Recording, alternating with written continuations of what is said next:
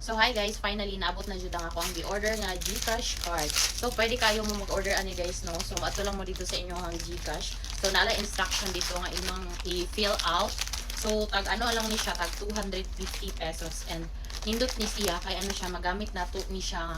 Pwede na ta mag-withdraw ani sa mga ATM machine no. So pananglitan o wala kay signal sa imong cellphone.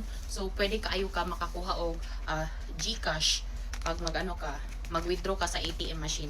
Lain man good guys kay ano man good pag pananglitan mag-cash out ta, so worth 10,000, so mahal kaayo ang bayad dato no. So usually ang uban tag 2% ang ilahang charge. So makabayad ta sa 10,200 atong mabayad. So kung mag-withdraw ta sa ATM machine is depende lang na siya na may uban 16 to 20 pesos ang ilahang charge no, one transaction. So maka-withdraw ta ani one transaction 10,000 pesos.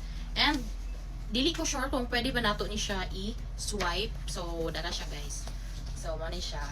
So nanatay GCash card. So kung pilay sulod sa imuhang GCash nga mobile nimo, pilay sulod, mao pod ang sulod sa imuhang card. So mura ra gud siya og kanang kuan ATM gyud nga mga normal nga ATM nato nga ginagamit. So kung pila imong sulod dito pag mag mobile banking ka, mag online banking is makita nimo dito kung pila pud ang sulod sa imuhang account. So inag-withdraw nimo mao pud ang sulod.